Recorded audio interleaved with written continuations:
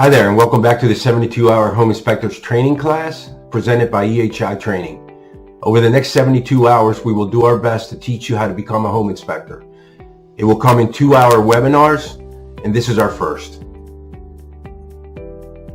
This first webinar lays the foundation of becoming a home inspector. It tells you the requirements, things that you'll have to do, and how the whole industry got started. By now, you should have all the literature you need to take this course. I look forward to hearing from you, hearing your questions during our Zoom meetings. Again, my name is George Lopez.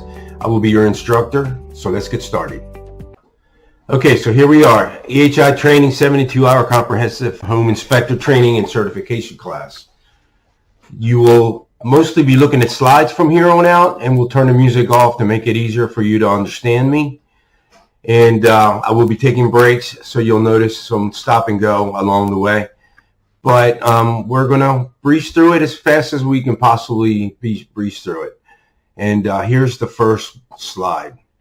This slide, you've probably already seen in the introduction class, into the introduction video. It talks about what will be covered in this training.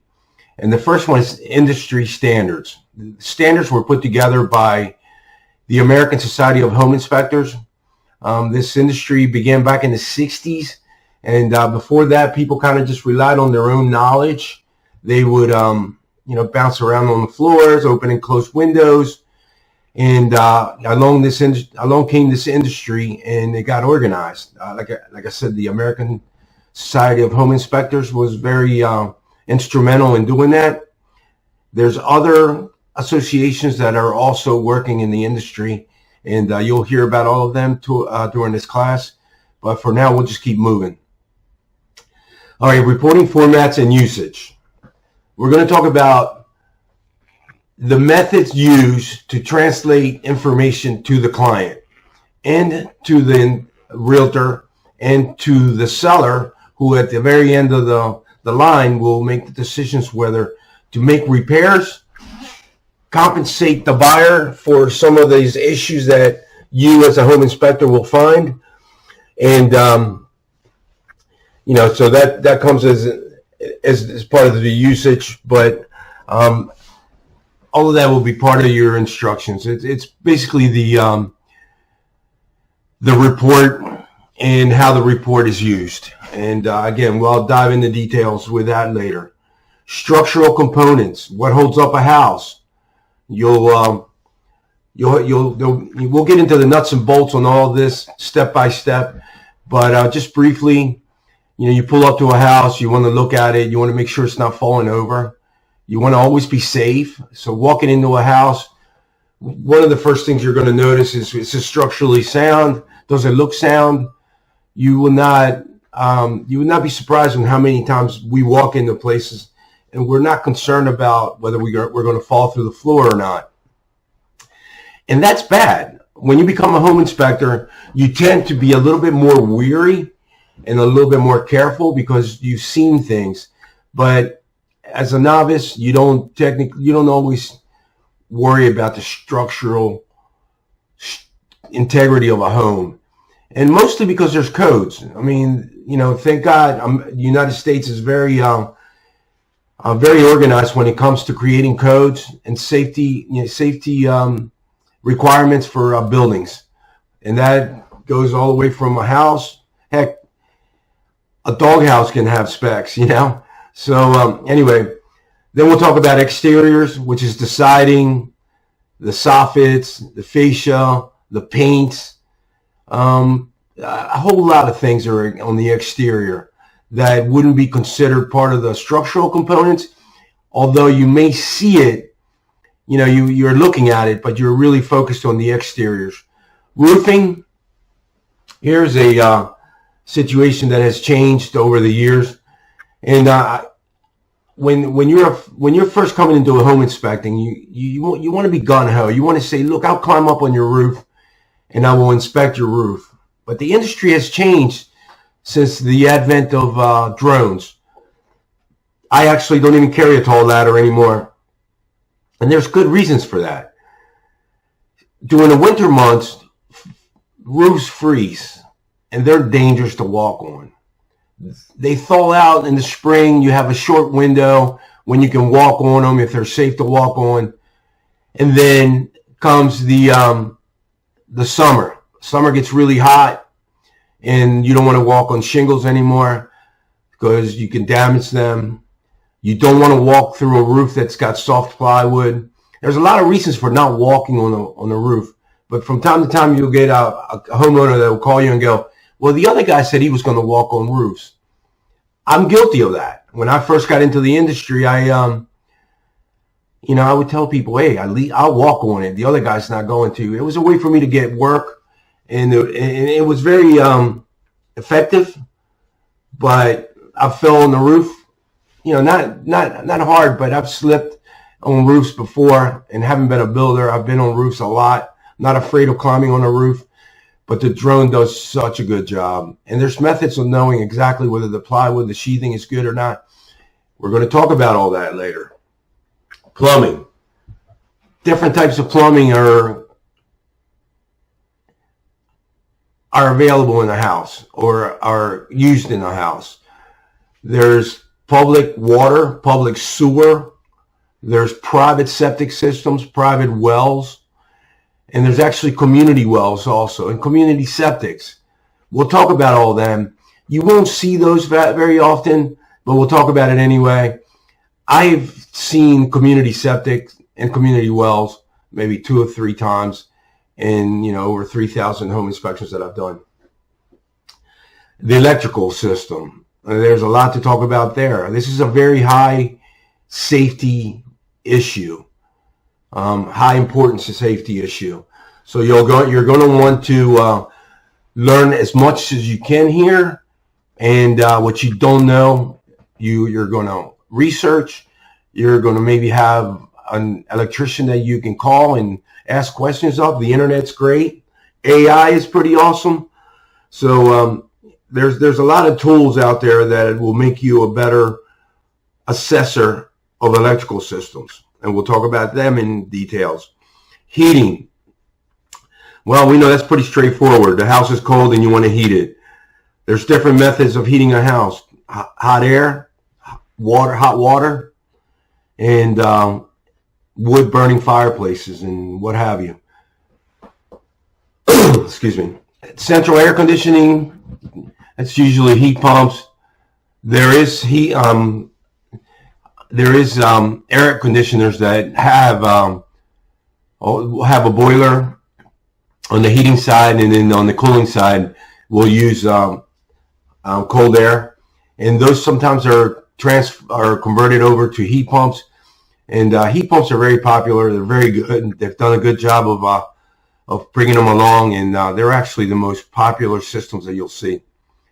Evaporative coolers. These are mostly used in the South, and we'll talk about them. Again, something that I never see. Home inspections and evaporative coolers are used commercially a lot, or in the South, and they kind of use water to cool the house. All right, interiors covers pretty much anything inside. The doors, the inside of the windows even, sills, trim, paint. Not painting so much as that paint is an ugly color or is fading, because we don't talk about cosmetic issues, but paint could be lead paint. There's issues that could have come because of paint. So that's going to stuff that you're going to worry about. Insulation and ventilation. Insulation's in the walls and in the attic. So you'll not see all of it. You'll see some of it. You'll know by the age of the house. The type of codes that went into building this house will help you along the way. And then there's thermal cams. I use a thermal cam a lot. I like it. It doesn't always give me information that I want to relate to the customer, but it gives me a really good idea of what's going on in the walls. And actually, even the handheld thermostat will help you along. If you point the thermostat at the floor and the floor says 55 degrees, you point it at the wall and the wall says 75 degrees. That's a big disparity in between the two. So you'll want to have the right tools for determining how the installation is, and you'll make recommendations. You don't say tear out the walls or anything. You just let them know that, maybe the installation isn't as perfect as it could be. Ventilation's typically in the attic, so in the crawl space. So we'll be talking about that. And again, we go back to fireplace and solid fuel burning appliances. Those are wood burning stoves. Okay, well, let's move on to the next slide. Okay, this is a new class. There's a lot of talking. 72 hours is a lot of talking. So I will make mistakes from time to time in how I'm calling something out. Like I called the thermometer a thermostat, which it isn't. It's a thermometer is a thermometer. But anyway, I don't want to go backwards and edit all the video that we've done. So I'll just try to correct things as I go along. And I'm going to pop my head in here so you know that you're not alone. I'm not just a recorded voice, and I'm actually doing this class with you. And so let's do this one with my face in the camera. And I'm going to read through what the slide that you have in front of you. Again, I'm getting over a cold, so I apologize for the coughing. So to ensure your success, it is very important that you have the right tools. Tools are everything in anything that you do. I mean, if you're a surgeon, you got to have good scalpels and whatever tools they use. I'm not a surgeon. I faint at the sight of blood. But anyway, so you want an industry recognized reporting system. We're going to provide you that. It is there's different types of systems out there. Some of them are you purchase and you get a template that is on their website. Sometimes you can buy it standalone. We've been in business for a long time, so we had problems. Originally we bought our product from A-Hit, and then that product was discontinued. So our database was left dangling in the wind, and we've made some serious efforts to try to recover all that and create our own system.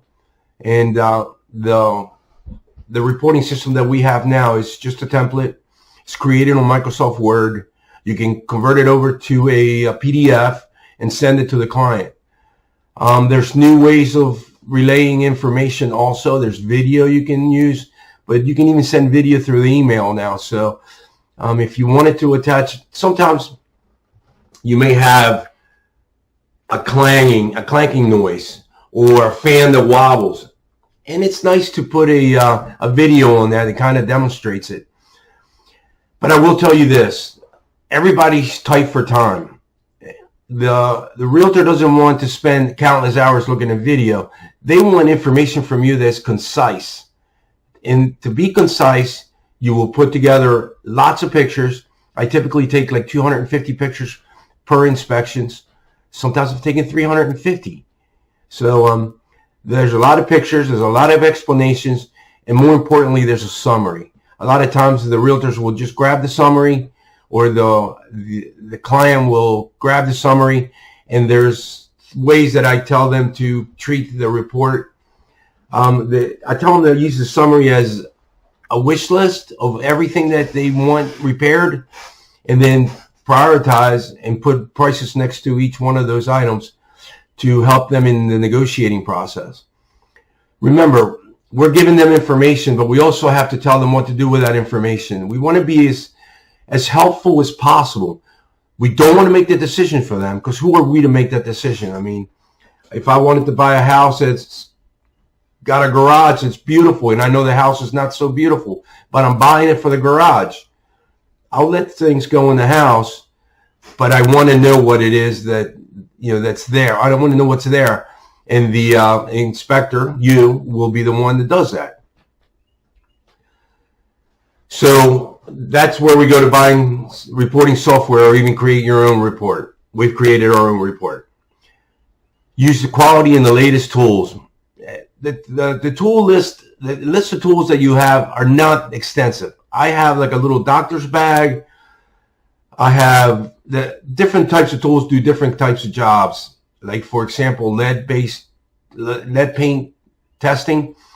There's inexpensive ways to go. The lab provides you with a lot of the testing items, and then they charge you for the tests themselves, and they don't charge you for the swabs and what have you. But then there's also XRF guns that will read lead-based paint right there on the spot. Those are very expensive. You could pay as much as $25,000 for one of those guns. But that is for somebody that's doing lead all the time, and it's a certain type of lead paint training, a lead paint testing that you'll do, and it's usually done for landlords, and that's a fairly narrow business. You want to have everything in your quiver, but your mainstay will be home inspections. Professionally designed brochures and business cards. That's an old line. You can go on Vistaprint and create pretty awesome looking stuff. We do it all the time, and it's easy to reorder because it's on Vistaprint.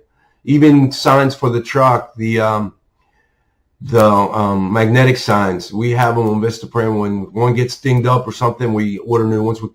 Keep your truck clean, keep your tools clean, keep your signs in good condition, nice new tires on your truck. You don't want to show up with a jalopy, or you will look like a jalopy. Maintain a professionally designed website. Another place where there's a lot of options. We do our own. We use software called Drupal.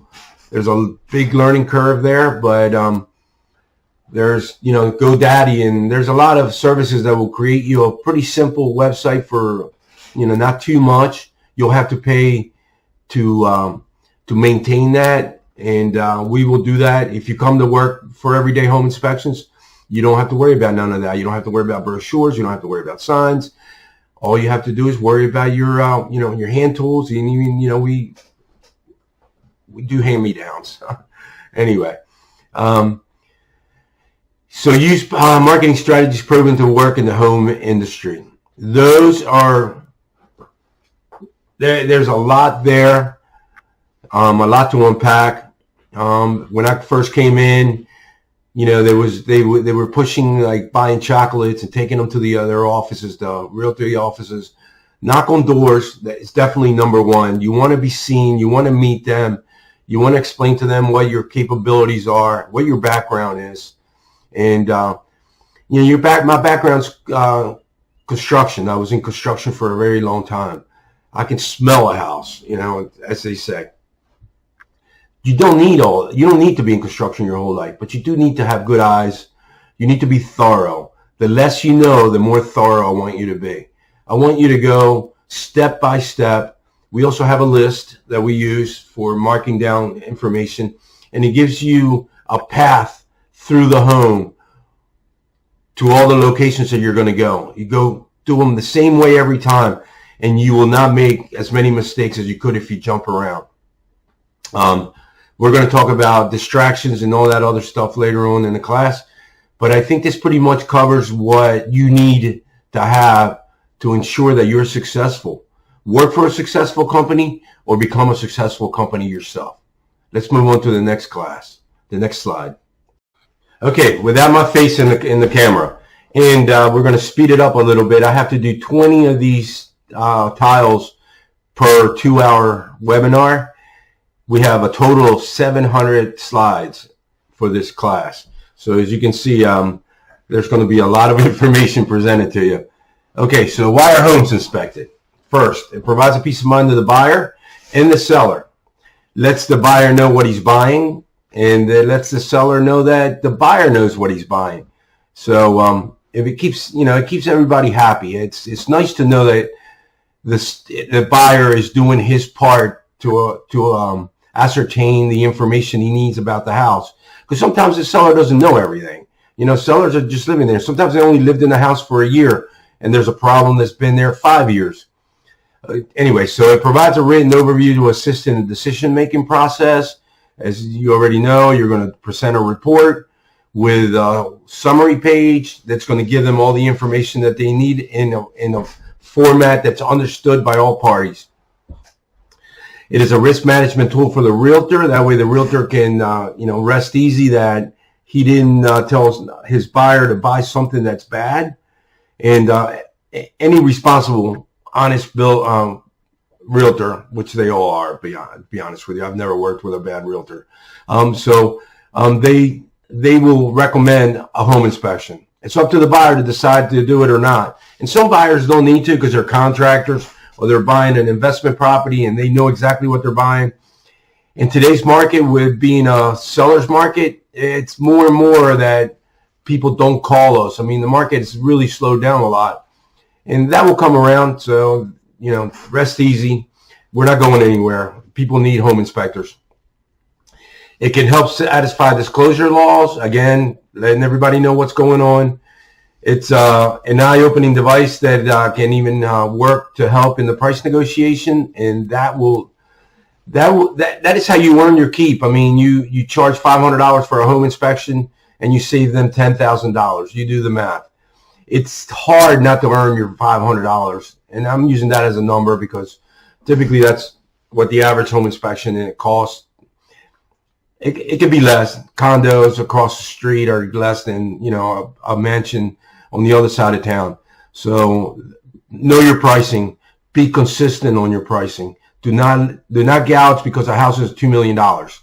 If the house is 2,000 square feet, it's 2,000 square feet. That's how I like to do it, and that's how the company does it. So that way, our realtors know exactly what to tell their clients. And anyway, it promotes and facilitates communication between the parties. It lets everybody get on the same page, and everybody knows what they're getting at. And it's a much easier transaction. Everybody ends up being happy, even if they didn't get what they wanted. They know that they did it in an honest, responsible way, and we're the vehicle for that. And I'm very proud of what I do. Let's go on to the next slide. Okay, so what makes you a qualified home inspector? Proper training, such as this class and many other specialized training classes. This is just the beginning of your training. You'll learn forever, and you'll leave here. You'll want to do radon. You'll want to do lead testing. You'll want to do mold. You'll want to do water testing. There's just a lot of the sewer tests, private septic systems. I'm certified for all that. I don't do it all, but I'm certified for most of it. You got to have good people skills. I like to make the inspection fun. You want to get confident enough that you don't make mistakes, you don't make a joke out of it. But people like to have fun when they learn easier. It's okay to make a joke. It's okay to laugh. It's okay to, ask them what they do for a living and talk to them about their lives. Get involved. I mean, it takes just as long to do a bad inspection than it does to do a good inspection. The difference is that a good inspector is paying attention. He's writing it down. He's walking around. He's disarming everybody. And along with good people skills, you want your client to be part of your team. So you have 2 eyes and you have 2 other people there with you. That's 6 eyes. Don't get offended if they find something that you didn't see. Learn how to deal with that, because there's nothing wrong with if you're looking over here and they see something over there. It's good to document everything that is there. Take lots of pictures, and then like we'll talk about report making later. Anyway, have common sense. Obviously, paint being the wrong color or these people aren't clean. Just be careful in what you say.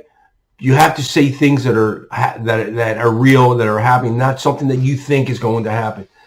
Subjective instead of objective, or the other way around, whatever. You want to comment about what's there.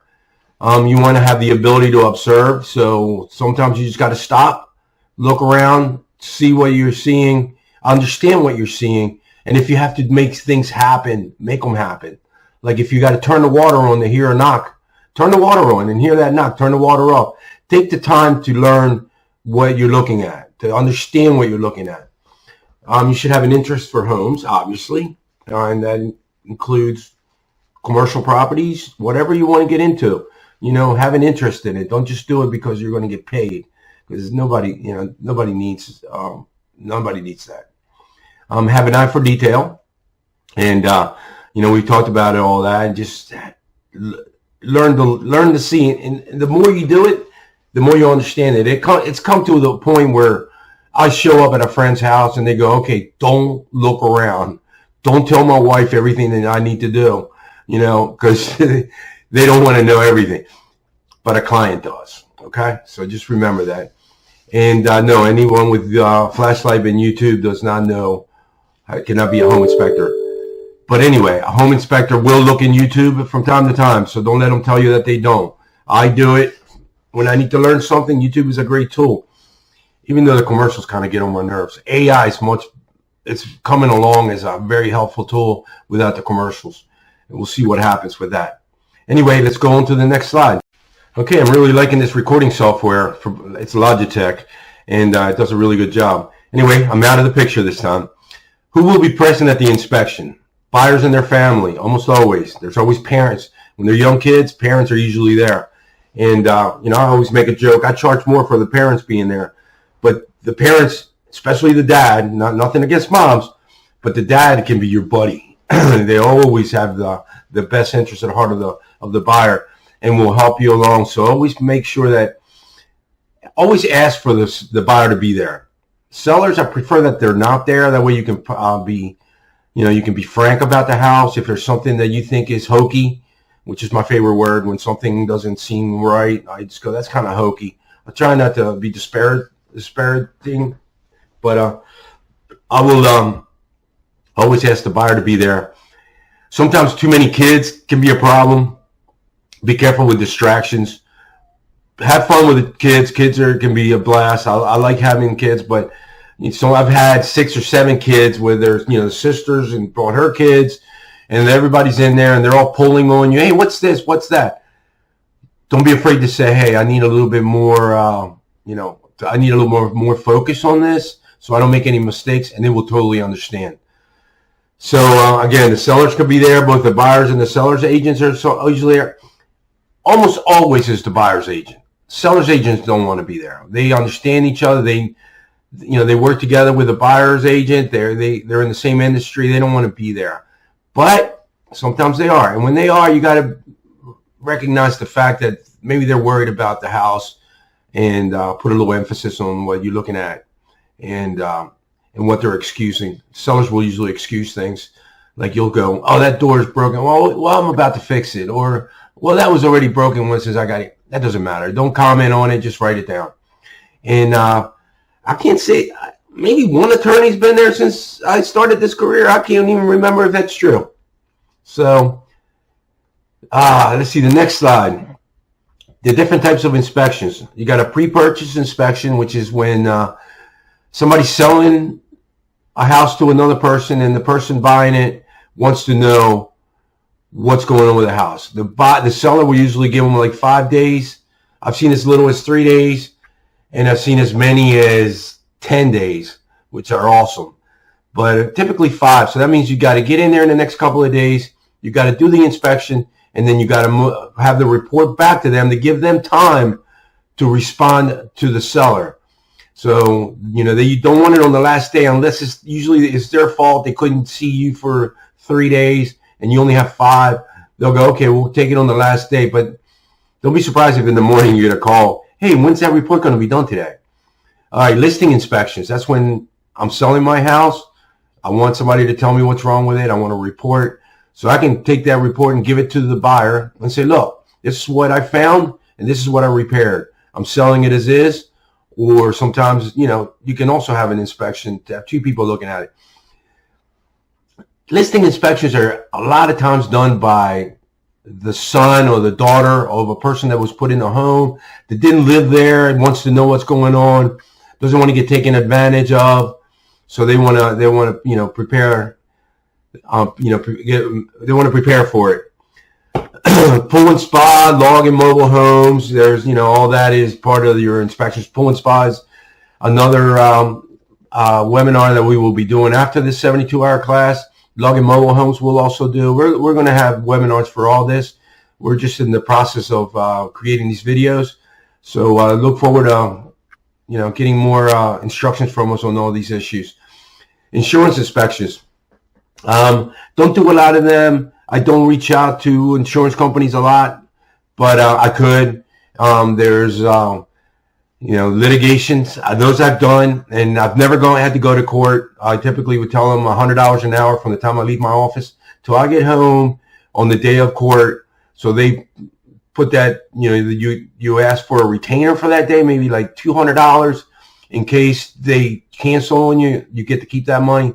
But it's up to you to decide how you work all that. We have our rules, and we like to stick to them. New construction, there's different phases of constructions.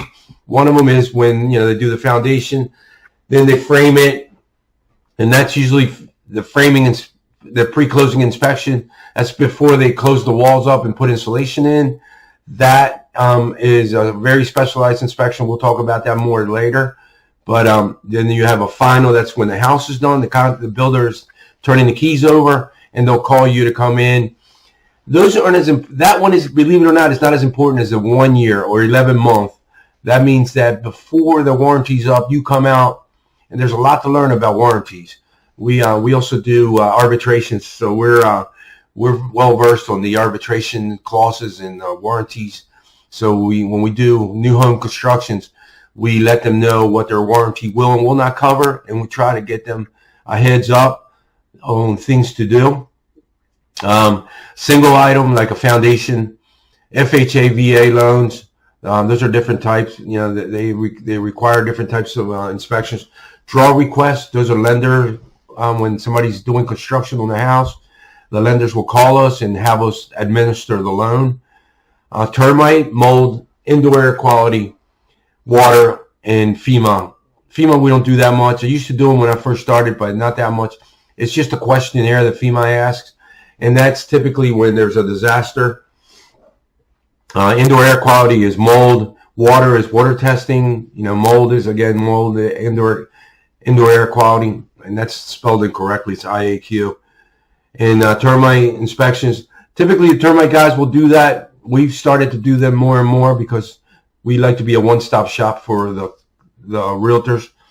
And then you start with a general, and then you add more as you get comfortable, and all of it adds money in your pocket. Deliver the report. There are methods that can be used to deliver the report on site. I don't like that. I like taking at least 24 hours to put the report together. We stopped delivering on site. There was a time when they started to push that. These companies that were selling the software were like, oh, you can do it on the same day. You don't want to do that. You want to go back to your office. You want to look at the big screen, and you want to take time to write down the proper verbiage for your reports. Remember, reports are time sensitive. Ask how many days you have to deliver the report. Work with your realtor. Sometimes you need 2 days because you have 8 inspections in the next 2 days. Realtors will understand that. If you can't, then you have to work late and get it done. There's no excuses for not delivering a report within time. All right, so deliver when it's needed. 24 hours typical, but reasonable time frame for a good report. And a reasonable time for a good time frame for a good report. Again, that's true. I can do it in 24 hours. I try not to overschedule myself, but I have, had 2 or 3 inspections in a day. The more comfortable you get with the realtors, the more the more they trust you, and the more they know that you're trying your best, they will work with you. Be proactive. Ask questions during the inspection. Remember, you're in charge. You tell them what you need to happen. Don't let them distract you. And realtors will continue to work with you if you do a good job. There you go. All right, we're going to stop here and go to the next one. I'm back. Okay, so control the inspection is next. Explain to everyone the procedure that will be used. In other words, this is what I always start my inspections the same way. I start on the curb. I look at the house from far away. I explain to them the street. It looks good, wide, might need to be done soon. Go through all that. Then I look at the house, the lines, and then I go, before I get close to the house, I go, we're looking at it from far away. We're going to get closer so we can look at the house in detail. Then we're going to go through the kitchen, the living room, the whole first floor, the second floor, the attic, and we're going to finish up in the basement. That lets them know the order, and they won't pull you into the basement because they'll go, he's coming here last, and it lets them know if there's a problem in the basement that needs to be addressed, by all means, jump down there, look at it, and then go right back to where you were. Do not skip your order. Stay on point. Let them know that the order prevents mistakes. Use the same order always. Let the client know what is and isn't included. Remember, you're doing an inspection, but otherwise can help you. So the point is to be thorough. And let them know that you're not going to be doing the septic system. You're not going to be doing the low voltage, and we're going to get into all that stuff later. But there's things that you're not going to do, and it's just as important to let them know we're not doing this. You may want to hire somebody to do that. Know as much as you can possibly know about your job and what your job isn't. Keep the inspection moving. Inspections for me are like 2.5 hours. I've gotten to the point where a 4,000 square foot house takes me as long as a 2,000 square foot house. Why? The rooms are bigger. There's probably, 4 bedrooms, 5 bedrooms instead of 3 bedrooms. But bedrooms don't take that long. And 3 hours is not bad. I've heard of inspectors taking 7 hours. I've heard of inspectors taking 5 hours. Nobody wants to be on the house doing a home inspection for 7 hours unless it's a 12,000 square foot house, in which time you should probably bring another friend with you, another inspector you work with or somebody from your office, and split up, the duties, because, we're all getting old here. And but you want to be thorough. And I've gotten to the point where I can be thorough. I can keep moving. I can stop and make jokes. Stop and talk to somebody and have a conversation with them and keep moving. So just keep track of what your time is. Look at your watch, but don't look at it in a way that they think you're not giving them the time. Just look at it so you know that you're on track, and keep walking and talking. How to reduce your risk. Let the report guide you. It is your map. Okay? Use the report. What's in the report has to be filled in. If you fill it in, you'll be okay. If you don't fill it in, if you leave blanks, you're not working for us.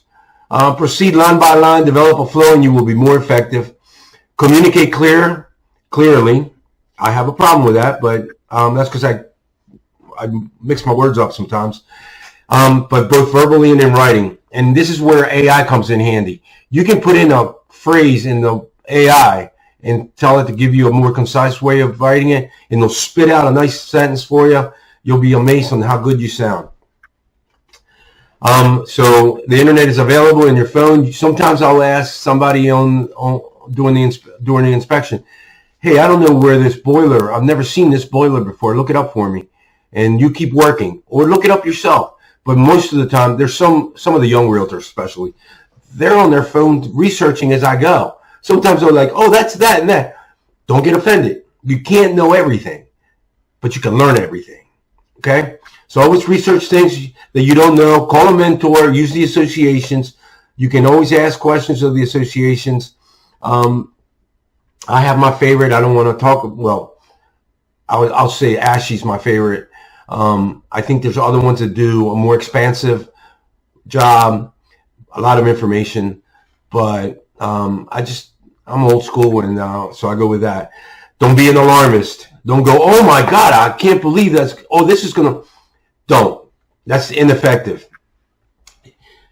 If you see foundation that is leaning one way or the other, you can say, you need a mason here. You don't go, let's get out of here, the house is going to fall down. If it's going to fall down, you're going to leave. But almost everything has a repair. Everything. I mean, it's unbelievable how little there is that can't be fixed. So knowing the fix will make you more effective. You'll communicate better. You'll be giving information and not alarms. All right, back to how to reduce your risk. Stay within standards of standards of practice and the scope of the report. Carry all necessary insurance. Yes, by all means do. Errors and omissions is very important. It's not required in Maryland. You're only required general liability, your auto, in workers' compensation for multiple inspectors. Excuse me. But if you're working by yourself, you don't need workers' comp either. You can just write off that. Just you don't have to carry it if you're the only person working for yourself. And this is very important. You cannot do an inspection without a signed agreement. I have not ever done an inspection without a signed agreement. 3,000 plus inspections, 3,000 plus agreements. If they don't want to sign it, sorry, I have to leave. The agreement protects you, and I mean every single one. Lets your insurance company know that the people that you're working for understand your limitations, because there's limitations. We're not opening up, everything. We're not going to service the heating system. We're going to evaluate it. We're going to say it works or it doesn't work. With something's wrong with it. It makes a lot of noise. It hasn't been serviced for a long time. There's so much you can do without having to be a service guy. And then again, back to begin in the driveway with your presentation and set yourself up for success. All right, let's move on to the next slide. Okay, so continuing on how to reduce your risk. Educate yourself. It is your responsibility. Use the internet. Use association continuing ed classes, bulletin boards. Read the Journal of Light Construction. A code book will be very helpful. Let me see. Let me put this in here. This one I own, and I always keep up with it. We do a little bit of construction on the side also, so nothing for our clients, just for ourselves. We always like to know what's going on, and join the associations. Again, ASHI, NAHI, and NACHI. You look them up. I'm not going to go too deep into them. And most home inspection licensing laws and associations have continuing education requirements.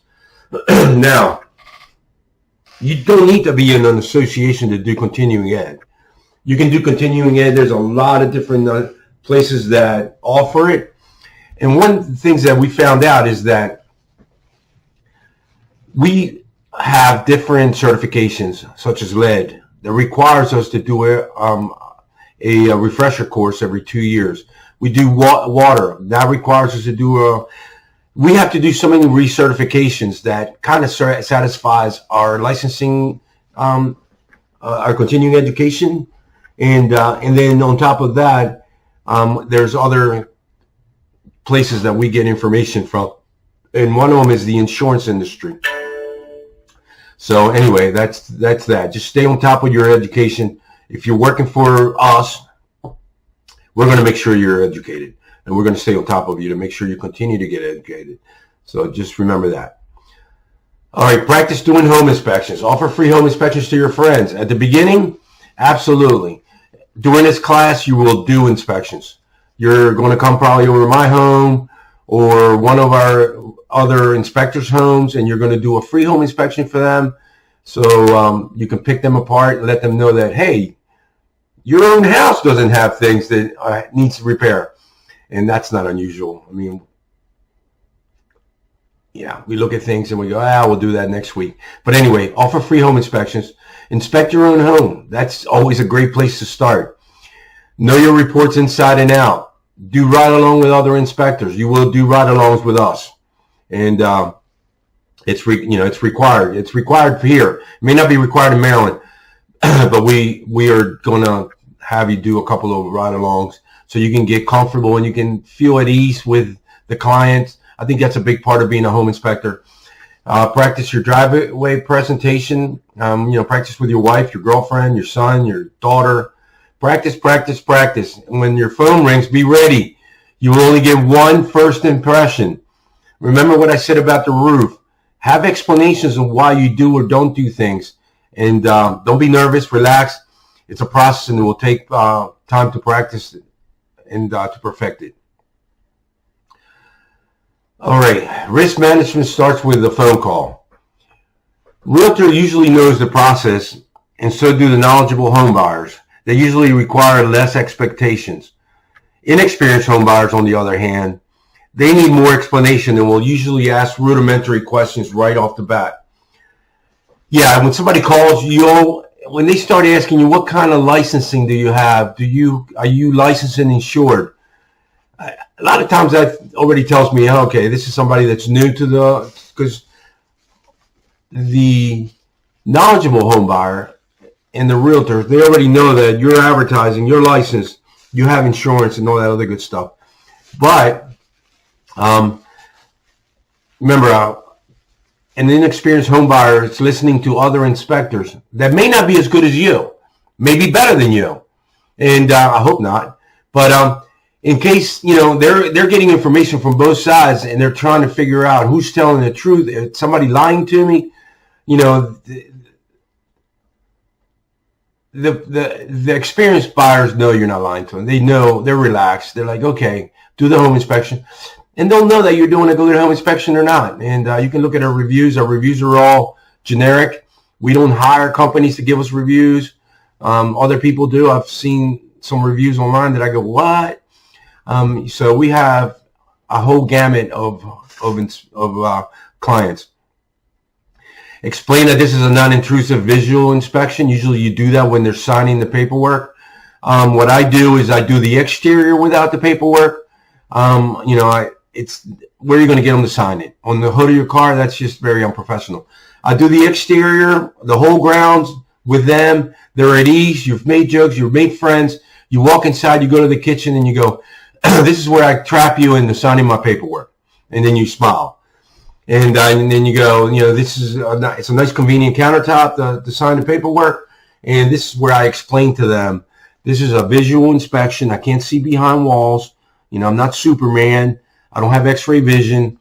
And explain the standards of practice. If you don't have to go line by line, and it's on our website, so they probably already have looked and seen everything. When they called you, you can tell them to go to the website for more information. Have a link to the standards of practice on your website, of course. Explain the inspection is not a warranty or a guarantee. So that's typically what I tell them. This paperwork, this agreement that you're signing kind of excuses me for making mistakes. I don't want to make mistakes. I'm not going to make mistakes. But if I do, for some odd reason, this just basically covers me so I can be insured. You don't have to say it that way. Just say it in a nice, calm way. I'm explaining it to you so you know what you're trying to do. And the price last, and have a price scheme that is standard. Price last on the phone call. If they ask you right up front, what are you going to do? You're not going to argue with them. But definitely have a standard price scheme. You don't want to be all over the place. I've lost jobs because of that, and I regret it now. But it's a part of the learning curve. Okay, so risk management. Once the client agrees to the inspection, ask if there are other areas of concern that they want you to focus on. So if they need other services, for example, radon. Radon is becoming more and more part of a home inspection. It's like almost everybody gets radon now because radon is prevalent. In Annapolis, Maryland, where our primary office is, we have another one in Florida. Our primary office is in Annapolis, which is loaded with radon. If you go points west of Maryland, like Western Maryland and West Virginia and even Virginia, there's just a lot of radon, and people want to know. And if they're going to be in the basement, their kids are going to be in the basement, you want to know that. And there's a whole class on radon that we'll be putting together. We want you to do that. Well and septic, yes, we offer that. We don't train for that because the authority for that is the rural septic system, blah, blah, blah.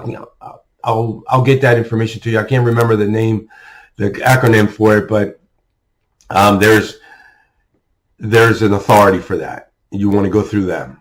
Same with water testing. Water testing goes to the Maryland Department of the Environment. They offer the class, and only they offer the class. So we don't offer that. With nobody else, you go to the Maryland Department of the Environment. They want you to go directly to them so you know how to do it right. Pool and spas, that's a whole different story. I mean, that's something we can teach you. And lead-based paint, again, we have partners that we like to send our people to, and and we will send you to that school to learn that. Mold can be pretty much done over the internet. There's and same with termite. We go to Purdue University for that. They're the authority on termites and underground critters. So we usually do that. It's a web class. There's a lot of learning that you're going to have to do to become a home inspector. You're going to start with the home inspection, and then you're going to go from there. You're going to have our support. We're going to make sure you don't get in trouble. We're going to try to keep you out of trouble, I should say. And then we're going to send you to all the other classes, and you'll learn along the way. You'll feel more and more comfortable. It'll take you a good year or two to get feeling like you're a full-fledged home inspector, and you can say, I'm going out on the road today. All right, next slide. Okay, unless you're working for another firm, a firm that has all this stuff covered for you, you're going to want to get with your insurance agent and confirm what is and what isn't covered as an offered service by you. Radon, check with your state to see if you need a license. In Maryland, you do not, but yes, in California, DC, Florida, Iowa, Illinois, Indiana, well, anyway, a whole host of states require. So you just make sure you know who requires and who doesn't.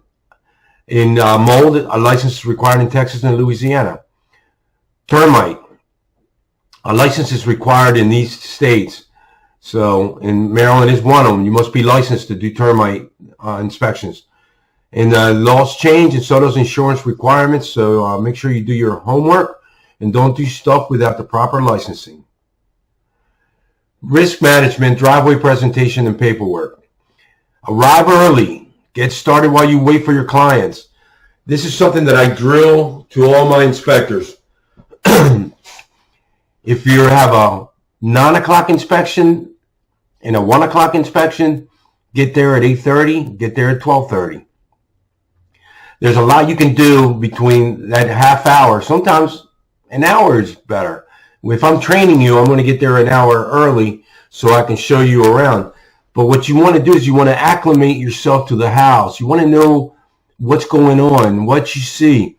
When they show up, you don't want to be fumbling around a house looking for things. You want to know exactly what you're looking at. You're going to want to have information about the heating system, the air conditioner. You're going to want to fly the drone, do the roof. And when they show up, you have that conversation with them out on the curb. You tell them about how nice the neighborhood is. You tell them how nice the house looks. And I found the following on the exterior. That is gold. For some reason, there's an accident on the way there, and there's a backup. You may not be able to make it in time to do the early part of your inspection, but you might get there just in time to be with your client. I've only been late twice, maybe, and it doesn't. I hate it. It makes me look bad. I'm always a half hour early, and all my realtors know it. They show up early. They're like, George will be there. I tell them not to tell the client that because I don't want the client to be there when I'm there. I want to be there before the client. I want the client to show up at the time that we've agreed. So introduce yourself, meet all the players, engage in small talk, write down their names. I have the sheets that you will have as a checklist of all the things that you walk through.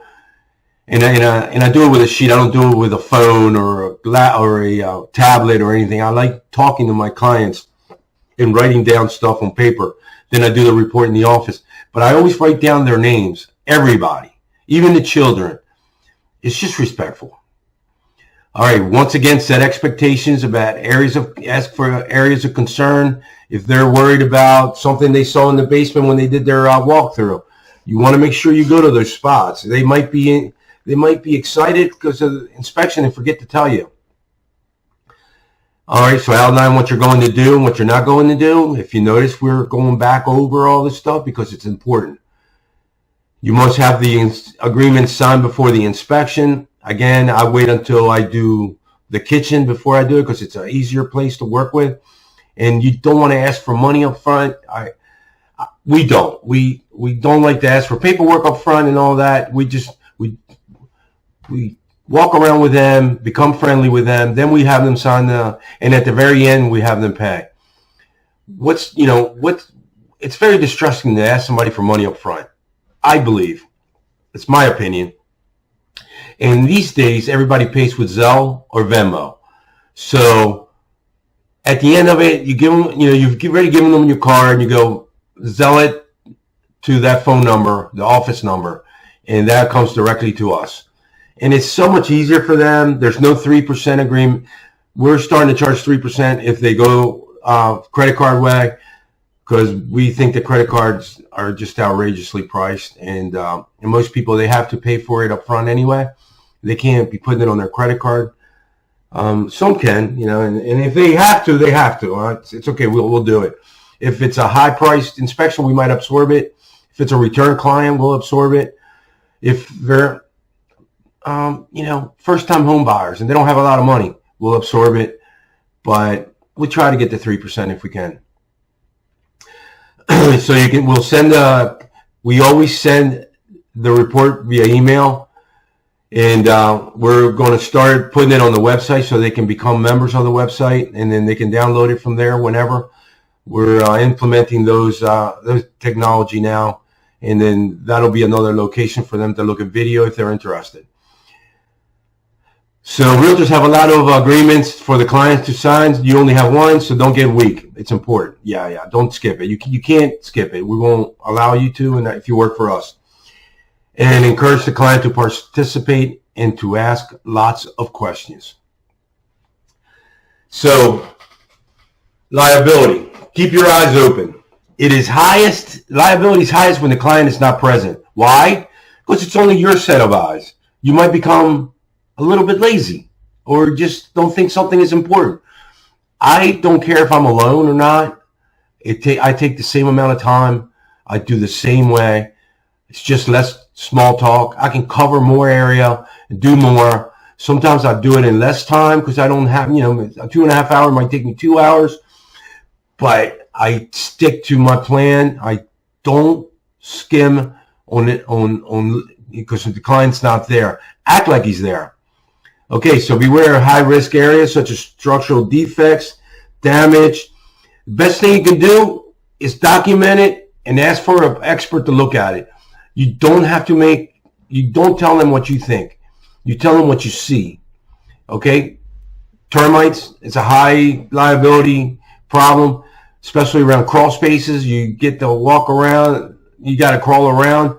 It's almost nice to have a termite guy who has that type of license and insurance to work alongside of you, and just schedule him for the client and go that route.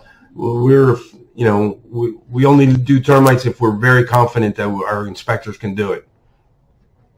The roof is a high liability area. You can fall on the roof. Wet basements, general water intrusion and moisture problems. If you see water in a basement, you got to document it. You got to look for it. Shouldn't be any water in a basement at all. And if there's a system, a French drain, and we'll be talking about that later, you'll want to talk about it, and I'll know that's what that the resolution for water intrusion was, a French drain. Cracked heat exchangers in HVAC. It's hard to tell if a heat exchanger is cracked. If you see it, yes. You can test for carbon monoxide. I'd say stay away from that because that's high liability. Ask for servicing. If there's no record of servicing within the last year, then they have to have it serviced. And the servicing guy is the guy that will test for all that. He has the insurance. He has he's qualified. You're just documenting that you did not see anything, that the system worked or whatever. You want to make sure that if it's a gas burning furnace, that there's carbon monoxide detectors in the house. There's a lot that you are going to learn to look out for, and one is going to tell you what the other thing. One thing will lead to another, and it'll become secondhand. But you have to do a lot of home inspections to get there, and you have to have somebody mentor you along the way. All right, personal liability protection, legal structures, sole proprietorship. Partnership, well, sole proprietorship is you work for yourself, and you're allowed to work for yourself. You pay your taxes through yourself, and you're yourself. You want to be licensed. You don't want to use somebody else's name, so you want to make sure you research it, trademark it if you can. Partnership, not my favorite way to work. I'd rather just work for somebody or have somebody work for me. Partnerships tend to, I don't know, they can sour over time. So, but if you have a partner you want to work with, go for it. We're an LLC, and that is a popular choice because the liability is limited, and I can pass all taxes are passed through, and then they go directly to me. I am the owner of the company. So, and then you have a C corporation and an S corporation. And C corporation and S corporations you should talk to your accountant about which way you want to set it up. If you want to be a corporation, corporations have different. LLC is easier because you act like a sole proprietor and not a corporation. A corporation acts like a corporation, and things are different, set up different, and more stringent. And you may not need to go that route, especially when you're small. Now, if you may want to switch to a corporation after being an LLC, and your accountant and your lawyers can help you with that. Personal liability protection. Okay, so general liability insurance is what you're going to have for general. I mean, like you drop a ladder off a roof and it hits somebody's car. If you injure somebody, God forbid you will, you won't, but God forbid you do. Just be very careful what you do. You don't have power tools. You don't have. All you have to do is just be gentle and careful, and you'll be okay. Errors and omissions insurance. It's if somebody sues you or makes a claim against you, that will protect you. They will give you a lawyer to protect yourself. If you have the paperwork signed, if you have general liability insurance, if you have done your homework, you don't miss much, you miss a tiny fraction, you probably will never claim. I have an errors and omissions claim, and that would be a good thing. So you got to have automotive insurance. Of course, that's the law of the land. Workers' compensation, if you need it, if you're working for somebody, they need to have it on you. And the liability and workers' compensation on this type of business is pretty low. And disability insurance, that's an add-on that I don't know that we don't carry it. You can pretty much carry that yourself if you want to. And now we're going to go through all the different insurances types. So I am going to stop this thing right here. Okay, so let's talk about personal liability protection. And this is kind of boring to me, but it's necessary that we figure out what kind of coverage we want to have, and and how to protect yourself and your company and your family for that, for as far as that goes. So claims made in occurrence are two different types of liability insurance. They differ in how they respond to and cover claims. These terms are commonly used in the context of professional liability insurance, such as malpractice insurance for doctors or errors and omissions insurance for professionals, which is us. Choosing between the claims made and occurrence policies depends on various factors, including the nature of the profession, the potential for delayed claims, and the individual preferences of the insured. Claims made policies may have lower initial premiums, but they can become more expensive over time, especially if the insured switches to a different form of coverage or if they need to purchase extended reporting periods. Occurrence policies may have higher initial premiums, but they provide more straightforward and stable coverage over the long term. Now, I'll try to explain this in a way that makes sense to you and it makes sense to me, because to me it almost seems like the same thing, but it really isn't. So the claims made policy coverage triggers the key feature of a claims made policy is that it provides coverage for claims that are made and reported during the policy period. In other words, you have a policy from 2022 to 2024. Anything inside there is claims made. It's covered. Anything outside of that is not covered. Reporting requirement: the insured must report claims to the insurer during the policy period or an extended period thereafter. There's a retroactive date for those policies, which claims made policies often have a retroactive date, which is the date from which the policy will cover claims. Claims arising from incidents that occurred before this date are typically not covered. So there's a little bit of grace period, I guess, after you're no longer covered, that they're willing to cover because you were covered for that job while while you were inspecting that property, but not afterwards, not when the claim was made. Continuous coverage: to maintain continuous coverage, policyholders need to renew their policy each year. Some policies may offer options for extended reporting periods if the insured decides not to renew. And that might be something that, if you decide to get out of the business and not do it anymore, you may want to cover yourself. There's a statute of limitations in every state, and you want to find out what that is. Typically, a year is enough for you to be covered. 2 years would probably be pretty good. An occurrence policy coverage trigger.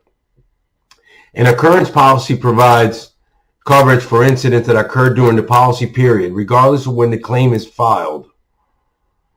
No reporting requirement. There is no need to report claims during the policy period, as long as the covered event happens while the policy is in force. The insured is generally covered, even if the claim is made years later. So somebody said something about, they were worried about something that you did, and you didn't. You don't have to tell your insurance policy, your insurance company. You just have to keep it. Remember that you were covered at that time, and if they come back and they make a claim, then you're still covered. So no retroactive date. Occurrence policies typically do not have a retroactive date. Coverage is based on when the event occurred, not when it is reported. Stability of coverage. Occurrence policies offer a more stable form of coverage, since coverage is determined by when the incident occurred, making it less dependent on continuous renewals. So that's kind of like the long of the short. You want to maintain coverage. An occurrence policy is best. Just keep your policy in force until you're out of business, until you no longer want to do this, or you decide to go with another company, or change jobs, what have you. I hope you understood that. It's something that you may want to just read over and over again, or talk to your insurance company about it. They know more about it than I do. Okay, so now we go into general versus a technical inspection.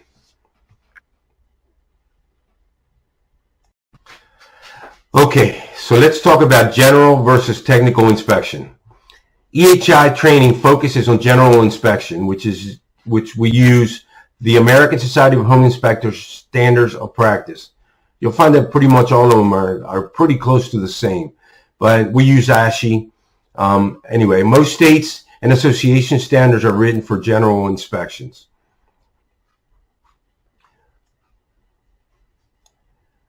A general inspection is a thorough visual examination of the accessible areas of the structure and operating components of the home. The advantages of a general inspection is the low cost. You're only going to be there 2.5, 3 hours. Then you have some report time. So say 5 hours total. So it's a lot less expensive than going with a technical inspection. The time to complete, again, quick, unbiased opinion. We're not getting into the weeds and saying the heating system needs a motor or a motherboard or what have you. We're just turning it on and it's working or not working. So that's pretty much what a general inspection does. The disadvantage is, of course, is that it's not as exhaustive as a technical inspection.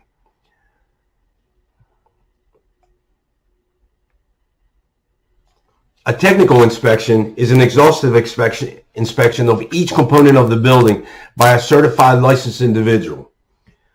You may need to hire an electrician, an HVAC contractor, a plumber, a roofer, or even a structural engineer. The advantage is it's in-depth and is exhaustive. It provides the client with detailed information about the individual components, structure, and their condition. It might be that, guy's buying a house on the Chesapeake Bay. It's going to be a $12 million house. You may not want to have a general inspection for a $12 million home.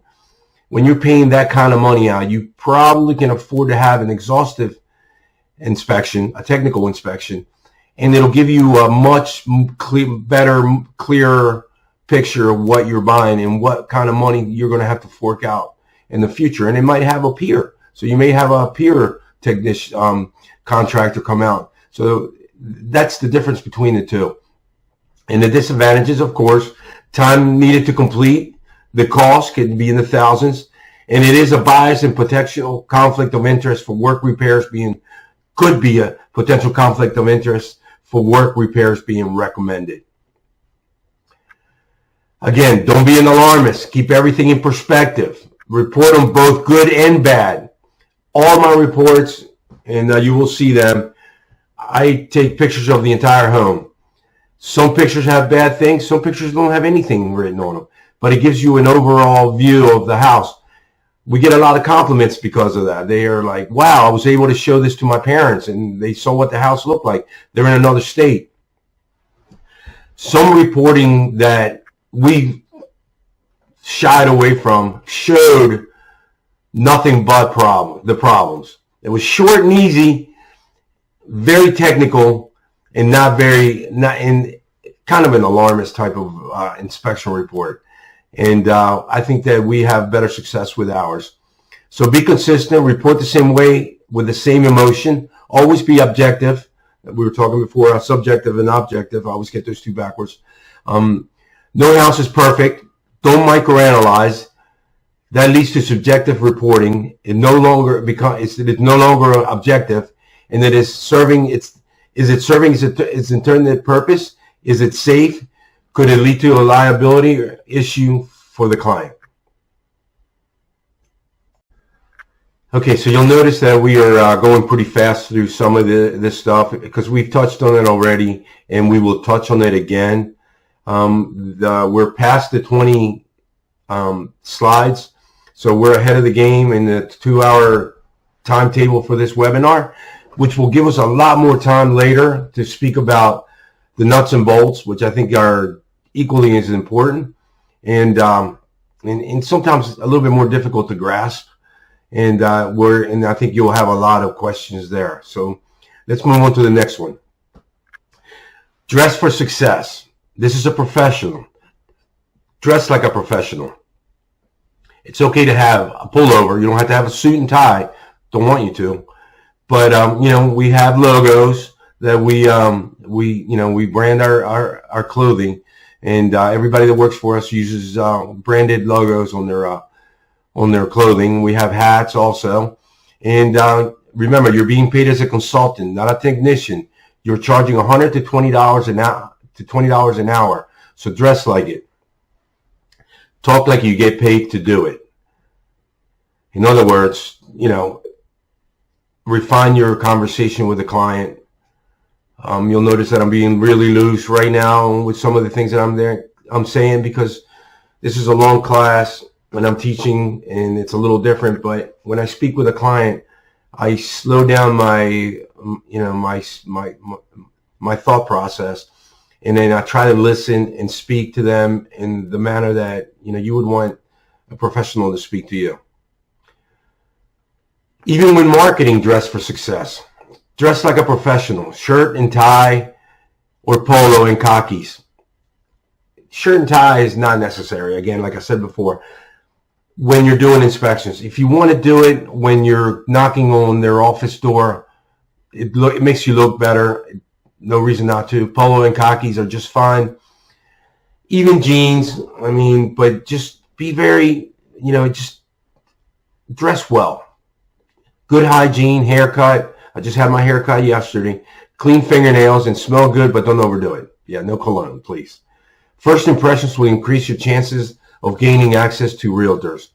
And realtors are the ones that will make you or break you sometimes because they want to work with professionals. They want to know that you know what you're doing and that you're going to handle the house properly. So that starts from the moment you meet them. So these are items that you may want to consider bringing to an inspection. An extra pair of shoes, booties, or shoe covers. I carry all that. A couple of umbrellas. Yes, I have umbrellas for my clients. Drop cloth. I carry two 10 by 10 tarps.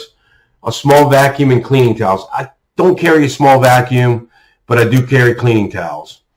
Gloves, work, and latex types. I have those. Have a hard hat that has the Ravens logo on it. Sometimes they like it, sometimes they don't. But hey, I'm a Ravens fan. Respirator and dust masks, a must. Safety glasses, a must. I have a little plastic container that came from Home Depot that had nails in it. One of those plastic totes. Well, it's cleaned out. I have masks in there and I have my safety glasses in there. You don't want your safety glasses all scratched up. Coverall, tie-back suit. Believe it or not, I get dirty a lot. I'll go in the crawl space without the tie-back suit, and sometimes I come out going, man, I wish I'd have wore it. But it's up to you. If you have a second job, you want to stay clean. But if you have change of clothing, another shirt, that will go a long ways. We're looking good for the second job, and that's the last thing there, change of clothes. Okay, so I'm going to drop out of the screen. It's just a slide right now, and I was going to stop there. But we have 45 minutes left to go on this, and I just don't want to. I want to stick to our timeline if we can, and just look forward. And I think we're going to go all the way until the agreement starts. Once we'll talk about the agreement on the next class, but for right now, let's stick with stay on point. Okay, so what types of structures are you going to inspect? Much of your work and focus of this class is for inspecting single-family dwellings. Remember, general inspections, not exhaustive. So general inspections of single-family dwellings. That is your job description. Every house is different. We have Cape Cods. You may want to put a little booklet, a little thing together. Well, in the handout, and later on you'll see some of this, but you'll want to know which type of houses you are inspecting. Cape Cods are usually, how do I explain this? 1.5 stories, maybe 2 stories, but the second story is on the roof. They have dormers, and typically you come in through the side of the house. The house is sideways like a rancher. Colonials are 2-story colonials. We kind of all know what they are. Ranchers are 1-story, long house. Mid-century moderns, I kind of tend to like them. They have a lot of glass, and it's like a contemporary almost. And obviously, there's many other types. Commercial inspections will be another class that we'll be teaching later, and you can join that class at a later date. So you're looking for the same things in every house: the roof, the siding, type of windows. Is the lawn pitched towards the house, away from the house? House drainage? Is the basement wet? Almost everything that you look for in one house, you'll look for it in every house. You will become pro-efficient on housing single-family dwellings, and then you'll become very successful. All right, remember who the client is: the buyer or the seller of the house, a condo, etc. So you might be working for the buyer. He's looking to not pay for something that's not going to work for him, or an unsafe house, or, a number of things. A roof that needs to get replaced right away. The seller of a house, on the other hand, may want to know ahead of time what he's going to disclaim, or he wants to fix it ahead of time. if you want to say the roof is not included because you found out that the roof needs to be replaced right away by the inspector, then you can post that in there, and then you're disclosing, and you're not trying to cheat the other party. That is typically why we work for sellers.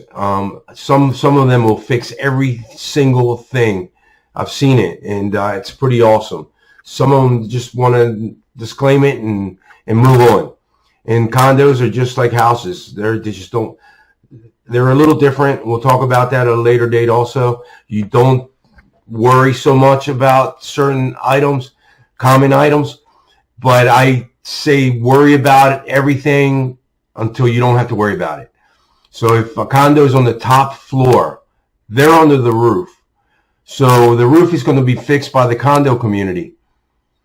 But if the roof needs to be replaced now, I want that client to know that the roof over top of them is in need of replacement, and maybe they need to go to the association and find out when that roof is going to be replaced, and also if they have enough money for replacing it. That's something that's the last couple of years has become very important, especially with the building that fell down in Miami, in Florida. They've passed laws that condo communities have to have enough money in reserve to fix all the items in the community. And it has changed the way they do business. All right, so professional associations, back to that. ASHI, NAHI, NACHI, or other state associations. Benefits of joining an association. It allows you access and use of the association standards. It provides a code of ethics, provides educational opportunities. For example, anytime you join an association, their classes are usually included in the price. So you can do webinars whenever you want, and then you get credit for that. If you ever get audited by the state, you can say, look, I took all these classes, and you can do a printout of the classes that you've taken because they keep track of it for you. Provides credibility. Some of them give you logos to put on your site to let them know that you've completed certain hurdles that make you a better inspector. And it shows that you're committed to the industry by promoting associations just like the realtors do. Let's see.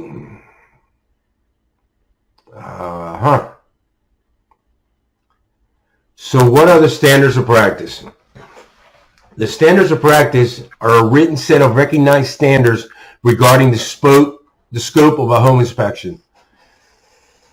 Take time after this first seminar, a webinar, whatever you want to call it. Get on our website, everydayhomeinspections.com, and go to the standards of practice. Those are the ASHI standards, and read them, and then you'll understand why they're so important, because they give you a guideline of what you're going to inspect, but it also gives you guidelines of what you're not going to inspect. There's things that you really have no control over, and if you can't see them, you can't determine what they are. So it kind of keeps you out of trouble, and it also gives them a minimum of what you're going to do. And remember, it's a minimum. You can do more. Just be careful when you do it. Make sure you know what you're talking about. It provides customers with inspection guidelines. It describes certain terms and definitions relating to a home inspection. It helps reduce the inspector's exposure to liability. And the standards may be specific to your state and are readily available by the licensing entity or may be from one of the associations. Maryland has theirs. I can't remember the code right now. Comar, I'll have to look that up to remember. But yeah, they have their own. Very similar to ASHI's. I think ASHI's are better, and you'll do fine with both. If for some reason you get in trouble and you want to revert back to the Maryland one because it has less standards, then by all means do that. Here we go, talking about that. So Maryland has standards of practice which are in line with ASHI and other association standards of practice. ASHI was established in 1976. Membership to ASHI is voluntary, as it is for any other industry association. The goal of these groups is to promote excellence within the profession and the continual improvement of its members. They stay on top of changes in the industry. They don't always stay on top of new codes, and because they're going to be reactive, not proactive, if that makes sense. You may want to pay attention to the codes as they exist in your state. Let me use an example. For example, decks. I provide, it should be part of your handout, a deck construction guide as presented by the State of Maryland Department of Permits, Licensing and Permits. Not licensing, permits. And it tells you what components and how to build a deck. Now you carry that with you. You're not quoting code, but if somebody asks you, how high is the railing supposed to be on a deck? You just pull that piece of paper out and read it. The other thing is that some decks fell years ago and people were under them and they got hurt. So they enforce different types of brackets that are made by the TICO Corporation that hold a deck to the house. There's a lot of different things that you want to know. Now you're not quoting code, you're quoting safety. And safety code is basically created for safety. So when you're saying, there needs to be a beam up against the house because the deck is attached to an overhang, and I think now they pretty much want a second beam against the house anyway. You're quoting it because you want to promote safety. The purpose of the ASHI standards of practice is to establish a minimum of uniform standards for home inspectors. Maryland has its own and similar set of standards that can be found at dsd.maryland.gov in searching for home inspector regulations. Remember that the state standards supersede any association standard. Home inspections performed to these standards of practice are intended to provide the client with objective information regarding the condition of the systems and the components of the home as inspected at the time of the home inspection. Any redundancy in the description, limitations, and exclusions are provided for emphasis, as all is very important. Just like here, when we repeat things, it's because we want you to know them.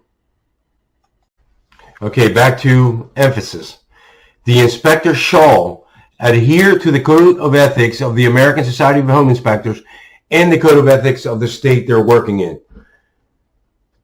Really, you need to adhere to the state Code of Ethics of the state, or whichever society or any association you belong to, because the association wants you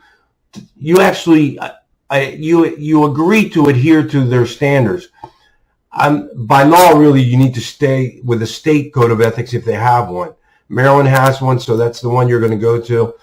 But the American Society of Home Inspectors is also, I would adhere to that. Either one of them will be fine. If you go to NASHI or InterNASHI or one of those, just make sure you go to theirs and read theirs and stick to theirs. They should all be pretty much the same. So the inspector will inspect all readily accessible, visually observable, installed systems and components listed in the standards of practice. And we're going to go down the list. Report on those systems and components inspected that, in the professional judgment of the inspector, are not functioning properly, are significantly deficient, unsafe, or near the end of their service life. So you're going to report a railing that's missing from a deck, and somebody can just fall right off of it. You're going to report pickets that are too far apart. You're going to report on wiring that's left open and a kid could touch it, or anybody can touch it, or it can cause a fire. Those are going to go on their safety items. You're also going to go and report on things that may need to be replaced within the next 5 years. Say a water heater is 18 years old and it was only meant to last 12 years. You're going to say this, the water heater is operable, but it may need to be replaced within the next 5 years or sooner. Now, if it's operable, it's probably not going to get replaced, or the seller's going to say, no, I'm not replacing it, it's working. And realtors usually stick to that standard. That's fine. At least you instructed the buyer that they're going to have to spend some money. And sometimes they should do it before before it breaks. Items not functioning, heating system that's not operational, microwave that doesn't work, or arcs when you turn it on. Just things like that will all be reported, and they will all have their location in the summary page. And you'll work with all that during this class. So report recommendations to correct or to monitor for future correction. So if something is broken, you want to correct it.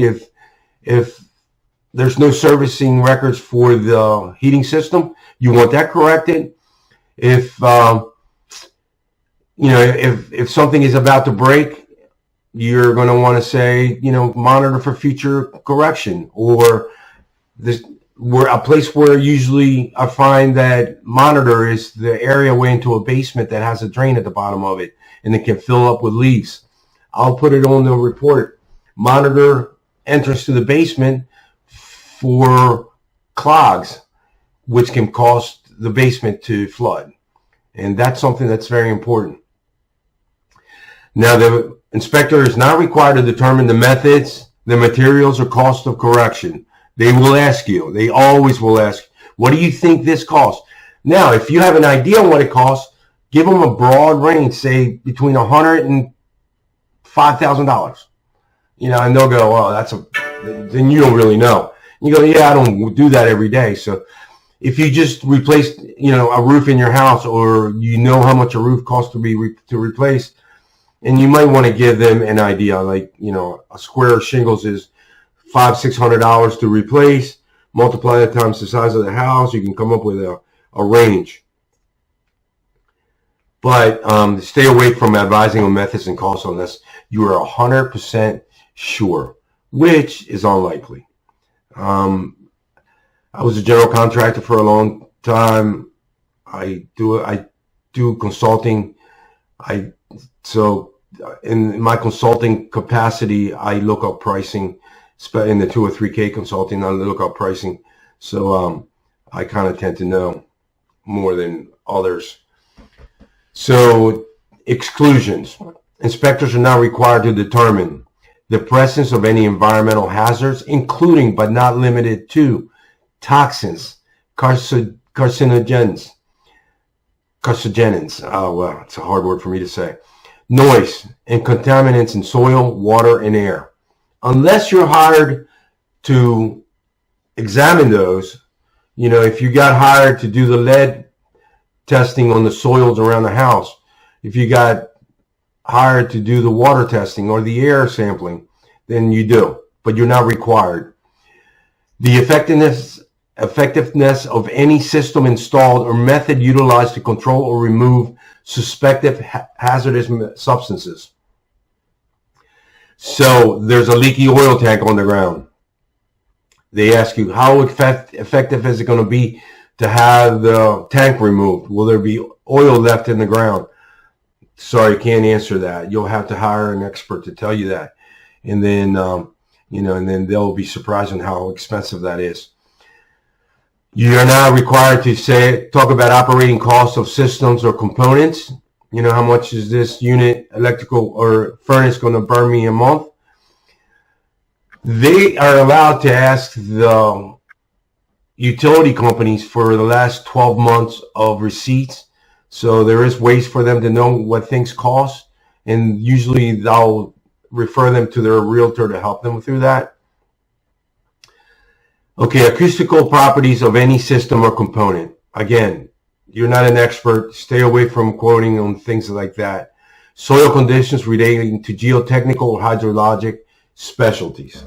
And I just had geotechnical report done, and that takes a specialized engineer. They bore holes in the ground, and they determine the supporting capacity of soil. Very, very specialized field. Stay away from it. Don't say you can build a house here unless you know. Okay. General exclusion. Inspectors are not required to offer or perform any act or service that is contrary to the law. Perform any engineering service like the geotechnical, or perform any trade or service other than the home inspection. As a matter of fact, I recommend that you don't work on their stuff. It's very tempting if you come from being a carpenter and now you have all these people that are like needing carpentry work and you're doing it on the weekends. You're not going to be licensed for long. You're going to be sued. You're going to be in trouble. Don't recommend other people. I mean, unless you really know who they are. I tend to recommend on my consulting capacity, and it's because I know some of the people that I work with. I don't get a penny from them. I don't want any money from them, and I'd be careful to recommend to anyone, because if they fail, if they do a bad job, it reflects on you, and the review might be against you and them. So don't offer any warranties or guarantees of any kind. Inspectors are not required to operate any systems or components that is shut off, shut down, or otherwise inoperable. If they have the main breaker to the heating system off, leave it off. Don't turn it on and then run the system and then turn it back off. They might come back to you and say you broke it because they had it off. They were waiting for a service technician. What you write is it's not working. The switch to it is off. Or just not working. You don't even have to, even if you miss the switch, it's not working. It needs to be looked at by a professional. And they'll say, oh yeah, that's right. I'll tell you some stories during our Zoom class, our live Zoom classes of scary things that have happened over the years. And not my fault, but things can happen. And you want to make sure that they don't happen to you. So you're not required to operate any system or component that does not respond to normal operating controls. Shut-off valves are manual stop valves. Do not turn off valves and turn them on. The only things that you will operate are the on and off faucets, the shower faucet, the sink faucet, switches, electrical switches on and off, and the outside hose bib, you'll operate that. Other valves, like the main shut off to the house, if you go to turn that and it breaks and it starts leaking water on the house, you're in a lot of trouble. And you're going to be the one that they're going to blame for doing that. So just stay away from valves. Operate only the things that are readily available that a person will use every day. Okay, we got general exclusions again. And we're going to keep going. We have 20 minutes left on this class.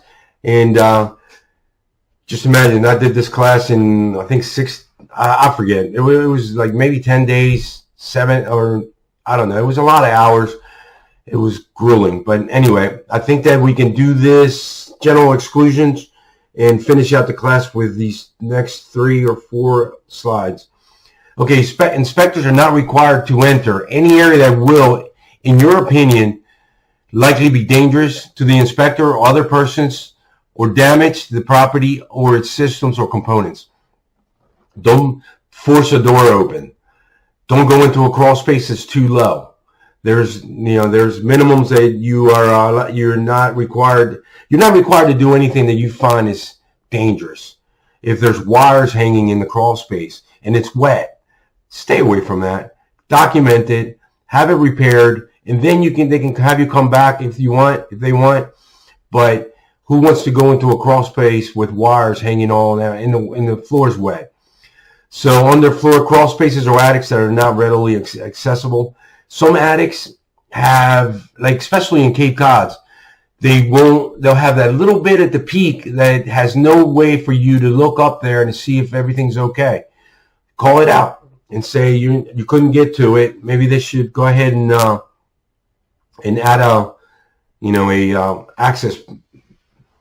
Inspectors are not required to inspect underground items, including but not limited to underground storage tanks or other underground indications of their presence, whether abandoned or inactive or active.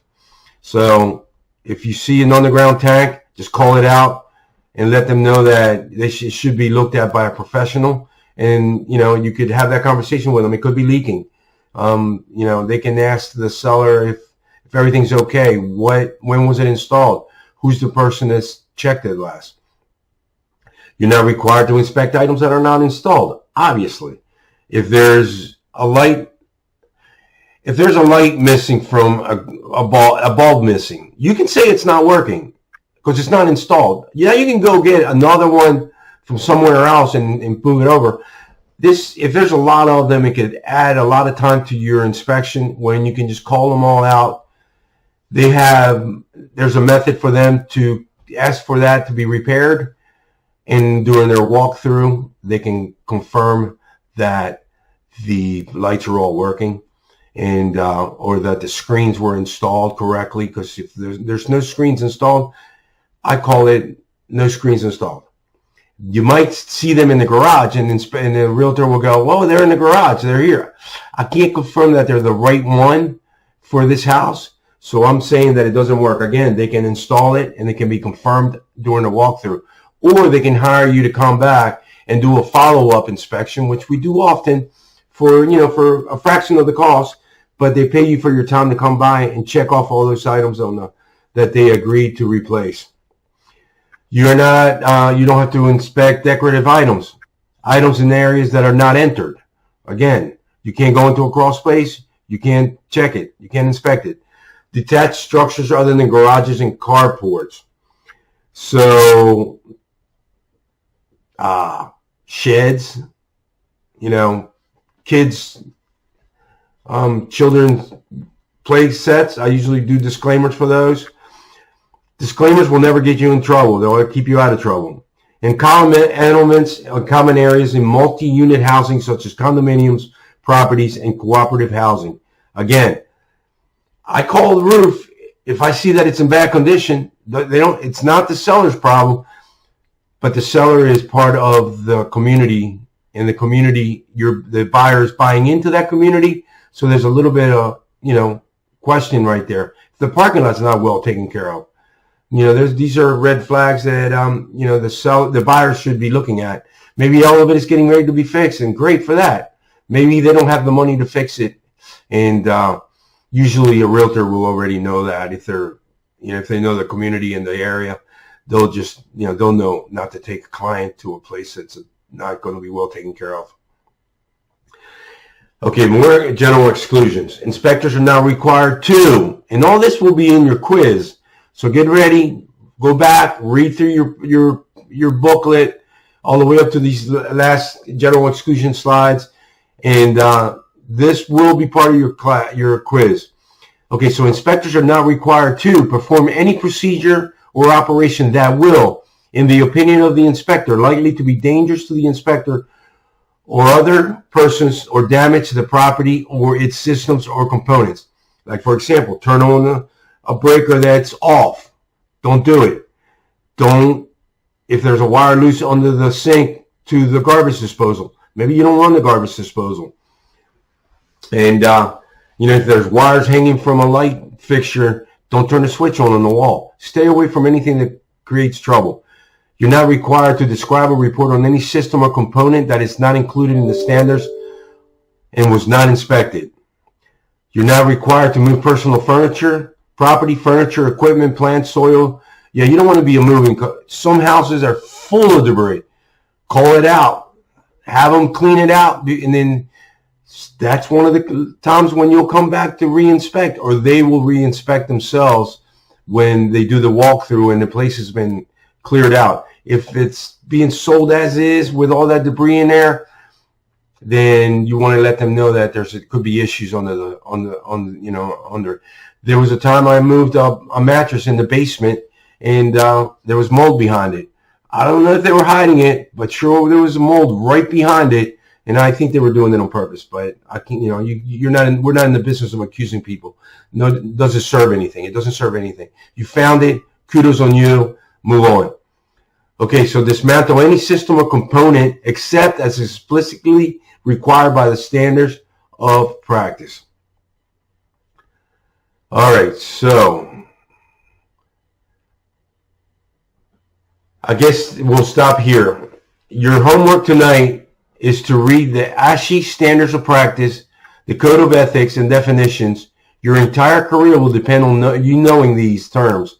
They can be found at the following, they're found here. Sorry, a lot of talking. Okay, so there's the website. Understand, learn, and depend on the standards of practice. And this is the end of this module. Next, we will begin the report writing segment. So it looks like we're ending in just where we're supposed to be ending. Say hi to Cody. This is my German Shepherd. He's my buddy. He's almost 3 years old. And he will come around from time to time and say hello. He wants me to go outside and throw the Frisbee. Anyway, so we've done an hour and 45 minutes of class. We jammed a lot of information in this hour and 45 minutes. I will, I will just say that it ended in a pretty good spot. I didn't realize I had it that well set up that it was going to stop there. And it was an hour and 45 minutes. I would have liked to have gotten another 15 minutes, but you probably want to go have a beer or something. Anyway, thanks for sticking through with it. And do your homework, and then come back, and then we'll do the quiz. I guess the quiz will be your other 15 minutes for this this class. I'm looking forward to seeing you guys again. Thanks.